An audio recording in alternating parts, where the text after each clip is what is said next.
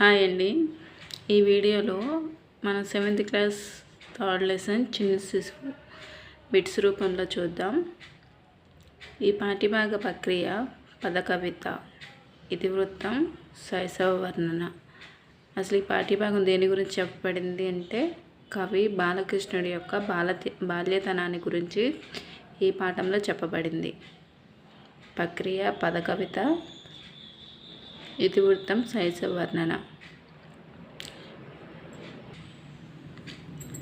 పాఠ్యభాగ రచయిత తాళ్లపాక అన్నమాచార్యులు.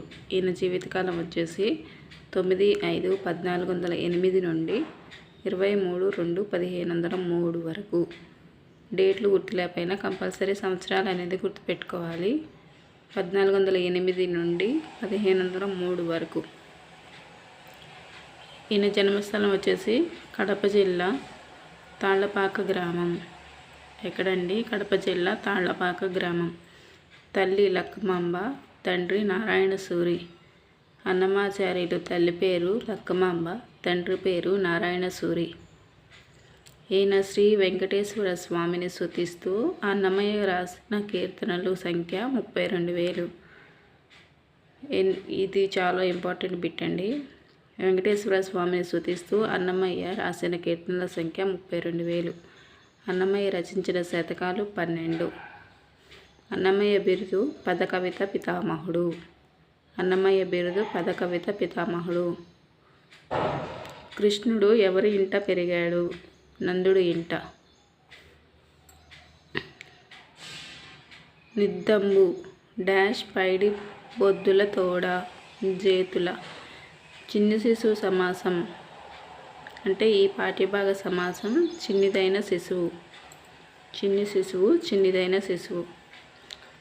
లోకములెల్ల, లోకములు ప్లస్ ఎల్లా.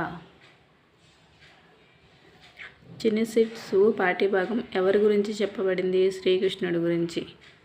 చిన్ని శిశువు సమాసం చిన్నిదైన శిశువు. ఇక్కడ సంధి అనగా పూర్వ పరస్పరములకు పరస్పరం ఏకాదేశమగుటం అనేది సంధి. మంద పర్యాయపదం సమూహం. అన్నమాచార్య రచనలు: ద్విపద రామాయణం, సంకీర్తనల లక్షణం, శృంగార మంజరి, వెంకటాచల మహత్యం. ద్విపద రామాయణం, సంకీర్తనల లక్షణం, శృంగార మంజరి, వెంకటాచల మహత్యం అనేవి ఈయన రచనలు. అన్నమయ్య తన రచనలు శ్రీ వెంకటేశ్వర స్వామికి అంకితం చేశాడు. అన్నమయ్య తన రచనను శ్రీ వెంకటేశ్వర స్వామికి అంకితం చేశాడు. ఈ పాఠం యొక్క ఉద్దేశం ఏమిటంటే తల్లిదండ్రులు తమకు పుట్టిన శిశువులు చూసి ఆనందిస్తారు. ఆ చిన్నారిని కన్న, చిన్న, నాన్న, బుజ్జి అని రకరకాలుగా ముద్దు పేర్లతో పిలుస్తుంటారు. ఆ శిశువు నవ్వులు, చేష్టలు చూసి మురిసిపోతుంటారు. అలా అన్నమయ్య బాలకృష్ణుని బాల్యాన్ని ఊహించాడు. దానిని వర్ణించిన తీరుని చెప్పడమే పాఠ్యాంశ ఉద్దేశం. ఈ పాఠంలో బాలకృష్ణుడు బాల్యాన్ని ఊహించాడు. ఇలా ఊహించి చెప్పే తీరునే పాఠ్యాంశ ఉద్దేశంగా మనకి చెప్తున్నారు. శ్రీకృష్ణుడు బాల్యశ్రేష్ఠులను మనకు కళ్ళకు కట్టినట్టు వర్ణించిన కవి ఎవరు? తాళ్లపాక అన్నమాచార్యులు. ఈ పాఠంలో చిన్ని శిశువు ఎవరు? శ్రీకృష్ణుడు. శ్రీకృష్ణుడు బాల్యశ్రేష్ఠులను వర్ణించిన కవి అన్నమాచార్యులు, తాళ్లపాక అన్నమాచార్యులు. చిన్ని శిశువు దేనిని మాటిమాటికి ఊపుతున్నాడు? తన శిరస్సును. చిన్ని శిశువు జడలు ఎలా ఉన్నాయి? చింతకాయల వలె వంకర్లు తిరిగి ఉన్నాయంట. ఇది ఇంపార్టెంట్ బిట్ అండి. చిన్ని శిశువు జడలు చింతకాయల వలె వంకర్లు తిరిగి ఉన్నాయి. చిన్ని శిశువు లేత పాదాలకు డాష్ ఉన్నాయి? బంగారపు గజ్జెలు ఉన్నాయి. చేతి వేళ్లకు ఏమున్నాయి? మెరిసే ఉంగరాలు ఉన్నాయి. అతని జడలు చింతకాయల వలె వంకర్లు తిరిగి ఉన్నాయి. అతని లేత పాదాలకు బంగారపు గజ్జెలు ఉన్నాయి. చిన్ని శిశువు తల్లి పేరు యశోద. చిన్ని శిశువులో ముద్దొచ్చేదేంటి? మృదువైన చేతివేళ్ళు. అతనికి ఉండే మృదువైన చేతివేళ్ళు ముద్దొస్తున్నాయంట. చేతి వేళ్లకు ఏమి ఉన్నాయి? మెరిసేటి ఉంగరాలు ఉన్నాయి. జడలేమో చింతకాయల్లాగా ఉన్నాయి. అతని పాదాలకేమో బంగారపు గజ్జెలు ఉన్నాయి. అతని చేతి వేళ్ళకేమో మెరిసేటి ఉంగరాలు ఉన్నాయి. చిన్ని శిశువు బుగ్గలు అద్దంలా ఉన్నాయంట. చిన్ని శిశువు ముద్దలు డాష్లా ఉన్నాయి, అద్దంలా. యశోద చిన్ని కృష్ణుడిని ఏమని పిలుస్తుంది? చిన్ని తండ్రి, చిన్ని తండ్రి అని పిలుస్తుంది. చిన్ని కృష్ణుడు ఎవరిని గట్టిగా కౌగులించుకున్నాడు? వాళ్ళ అమ్మను. వాళ్ళ అమ్మ అంటే ఎవరిక్కడ? యశోద. చిన్ని కృష్ణుడి భుజం మీద పాదచారులు కనిపిస్తున్నాయి. చిన్ని కృష్ణుడి భుజం మీద ఏం కనిపిస్తున్నాయి? పాదచారులు కనిపిస్తున్నాయి. చిన్ని కృష్ణుడి నోటిలో డాష్ ఉన్నది. చిన్ని కృష్ణుడి నోటిలో ఏమి ఉన్నది? నులివెచ్చని వెన్న ఉన్నది. తన భుజం మీద ఏమో పాదచారులు కనిపిస్తున్నాయి. చిన్ని కృష్ణుడి నోటిలోనే నులివెచ్చని వెన్న ఉన్నది. అతని జడలు ఎలా ఉన్నాయి? చింతకాయల వల్ల వంకర్లు తిరుగుతూ ఉన్నాయి. అతని కాళ్ళకి ఏమి ఉన్నాయి? బంగారపు గజ్జెలు ఉన్నాయి. చేతికేమో మెరిసేటి ఉంగరాలు ఉన్నాయి. అతని బుగ్గలు అద్దంలా మెరుస్తున్నాయి.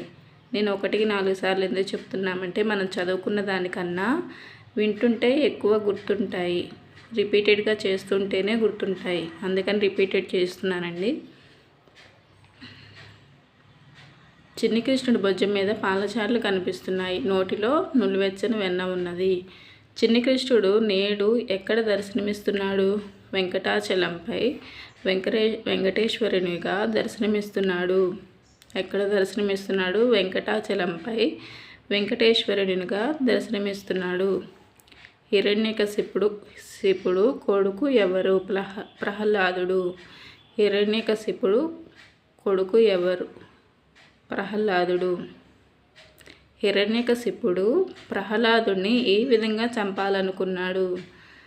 ప్రహ్లాదుడిని అనేక విధాలుగా చంపాలనుకున్నాడు. అవి ఏంటంటే సముద్రంలో ముంచారు, కొండపై నుంచి కిందికి తోశారు. హాలికాదేవి ప్రహ్లాదుడిని తీసుకొని అగ్నిలో దూకింది, కానీ ఆమె భస్మమైంది. ప్రహ్లాదుడు మాత్రం క్షేమంగా ఉన్నాడు. ఎన్ని విధాలుగా చూడండి. సముద్రంలో ముంచారు, కొండపై నుంచి కిందికి తోసేశారు.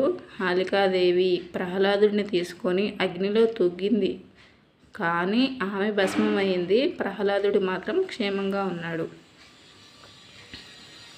ప్రహ్లాదుడిని తీసుకొని అగ్నిలో దూకింది ఎవరు? హాలికాదేవి. ప్రహ్లాదుని తీసుకొని అగ్నిలో దూకింది హాలికాదేవి. ప్రహ్లాదుని నోటి నుంచి ఏమని పిలుస్తుంటాడు? ఆయన ఎప్పుడు నారాయణ నారాయణ అని పిలుస్తుంటాడు. హిరణ్యకశిపుడు ప్రహ్లాదుడిని ఏమని అడిగాడు? ఈ స్తంభంలో నారాయణ్ణి చూపించగలవా అని అడుగుతాడు. హిరణ్యకశిపుడు ప్రహ్లాదుడిని ఈ స్తంభంలో నారాయణ్ణి చూపించగలవా అని అడుగుతాడు. అప్పుడు ప్రహ్లాదుడు, తండ్రి, నారాయణ ఎందుకలడు అందులేడు అని సందేహం వద్దు, అంతటా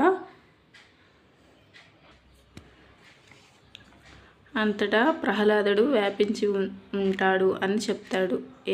ఎవరితో చెప్తాడు?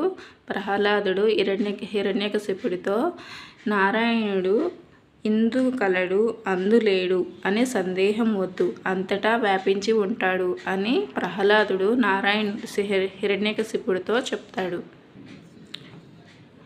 అప్పుడు హిరణ్యకశిపుడు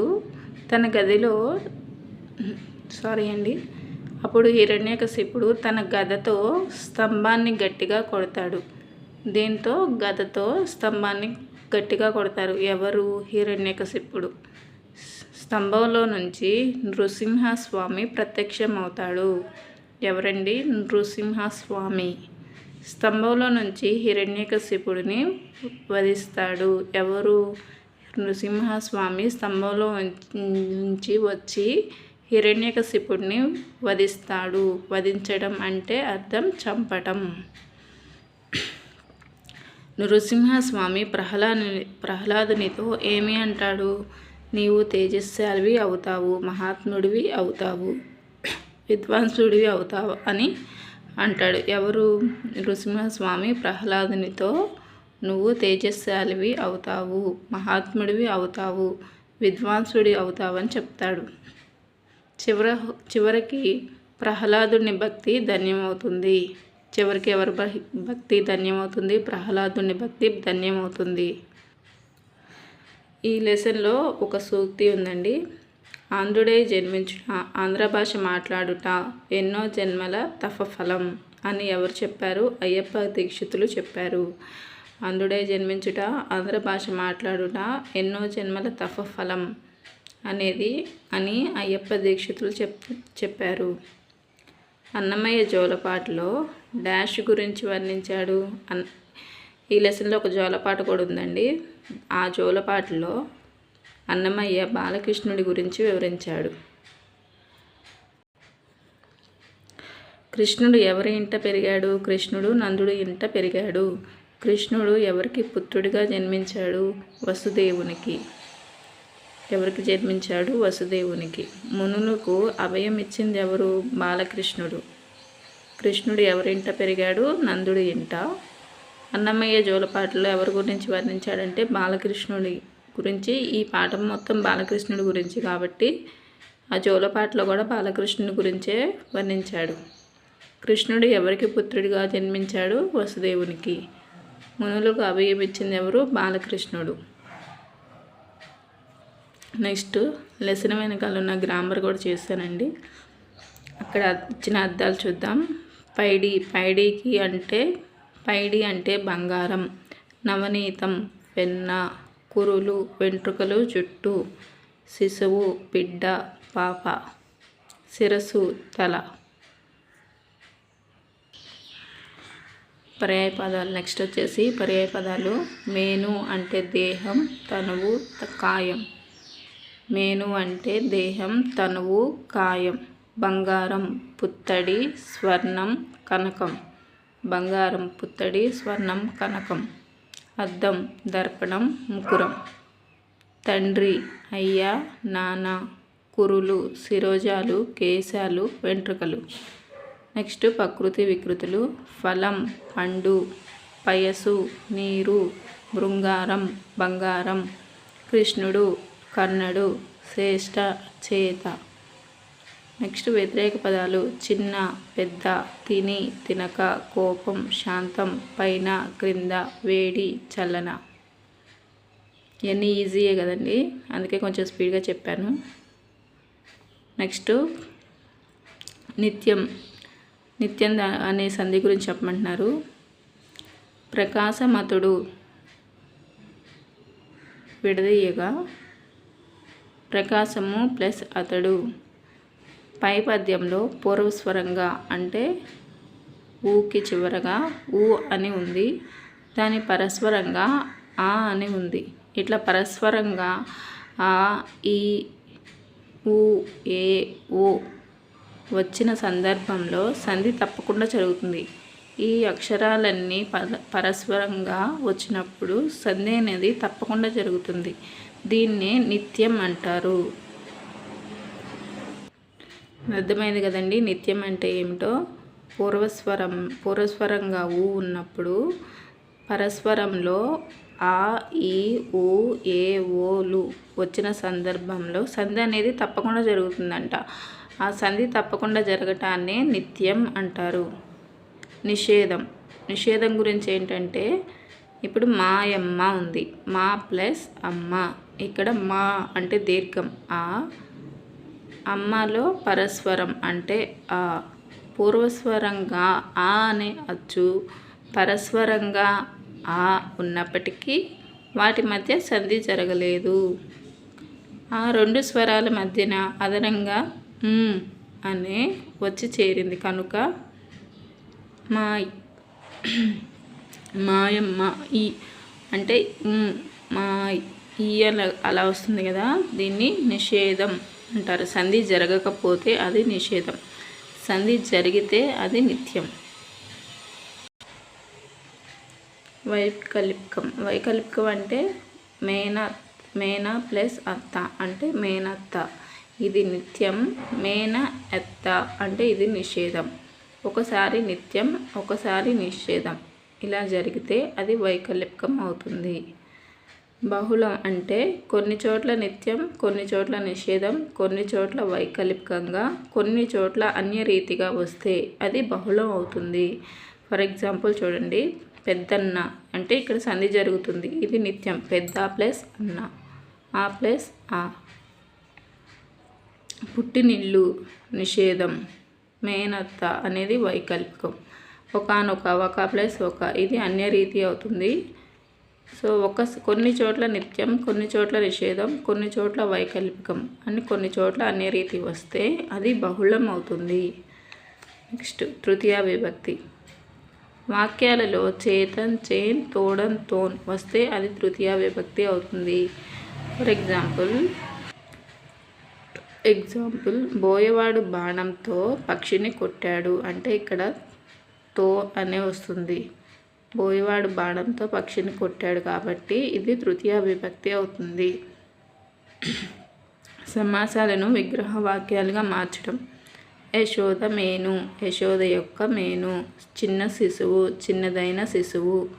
వేషభూషములు, వేషమును భూషములు. పెద్ద పొట్ట, పెద్దదైన పొట్ట. చింతకాయలు, చింత అన పేరు గల కాయలు. సంభావన పూర్వపద కర్మధారయ సమాసం. ఇక్కడ పదాలు విడదీయటం. వెన్న తిన్నా, వెన్న ప్లస్ తిన్నా. వెంకటాద్రి, వెంకట ప్లస్ అద్రి. తూగేటి, తూగు ప్లస్ ఏటి. లోకములెల్లా, లోకములు ప్లస్ ఎల్లా. ఇక్కడ మీకు తెలుసా అని ఒకటి ఇచ్చారండి. చతుర్దశ భువనాలు అంటే 14 లోకాలు ఉంటాయి. అందులో 7 సప్త అధోలోకాలు, 7 సప్త ఊర్ధ్వలోకాలు ఉంటాయి. 14 లోకాల్లో 7 సప్త అధోలోకాలు, సప్త ఊర్ధ్వలోకాలు 7. సప్త అధోలోకాలు అంటే అతలం, వితలం, సుతలం, తలాతలం, రసాతలం, మహాతలం, పాతాళం. ఏంటంటే అతలం, వితలం, సుతలం, తలాతలం, రసాతలం, మహాతలం, పాతాళం. సప్త ఊర్ధ్వ లోకాలు భూలోకం, భువర్లోకం, సువర్లోకం, మహర్లోకం, జనోలోకం, తపోలోకం, సత్యలోకం. ఇవి 7 మొత్తం 14 లోకాలు. వీటన్నిటిని ఏమంటారు? చతుర్దశ భువనాలు అంటారు. ఇలా నేను థర్డ్ లెసన్ అనేది బిట్స్ రూపంలో నోట్స్ ప్రిపేర్ చేశానండి. మీలో ఎవరికైనా యూజ్ఫుల్ అయితే ఈ వీడియో తప్పకుండా చూడండి. Thank you for watching.